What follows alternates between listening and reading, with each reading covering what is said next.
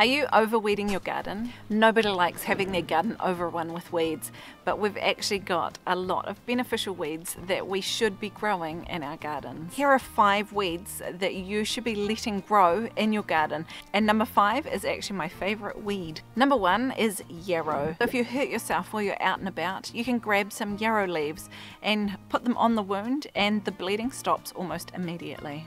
Yarrow has a wonderful range of different types of flower colours, and the bees love them all. They're a nice open flower, which is really easy for the bees to get into. There are lots of other uses for yarrow as well. It can be used as an insect repellent in lots of different skincare applications, and it makes a vegan option as a rennet for splitting milk to make cheese. Number 2 is dandelions. Now these cheerful little yellow flowers are some of the first to flower in springtime, and they make great food for bees. So if you can, leave these in the garden for the bees to eat. The other thing with dandelions is their roots go very, very deep down into the ground, and they bring up a lot of nutrients. And the roots, the leaves and the flowers are all edible. Those big tap roots they have are really good at getting in and starting to break up soil as well. You'll often find that dandelions grow in some of the worst soil. Number 3 is dock. Dock is a fairly large family of plants, but all of them have one thing in common, and that is their massive taproot that they send really far down into the soil. They generally have really large leaves that grow quite quickly, and so they make a wonderful chop and drop mulch option for your garden because they bring up all those nutrients and store them in their leaves, and then you can chop them down and add them to your soil.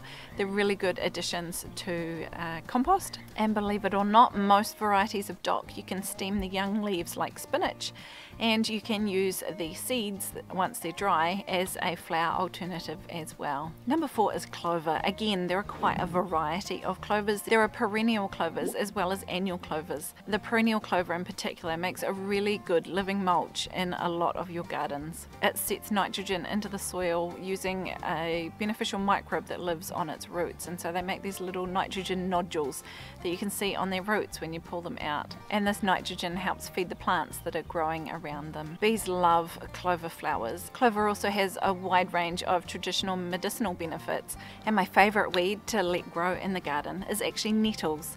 And yes, they're prickly and they're not pleasant if you accidentally touch them with your bare skin. However, they are really nutritious. They make a delicious soup, or you can steam them like you would a spinach.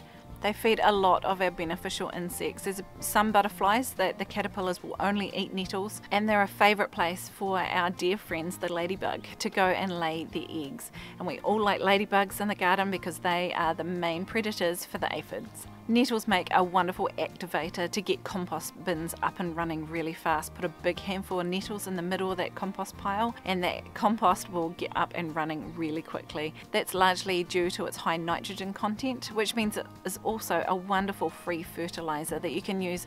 Break it down in some water for a couple of weeks, and then you can dilute that with some water and feed it to your plants as a free fertilizer that you just grew yourself. If you're struggling with invasive weeds in your garden, however, check out this video.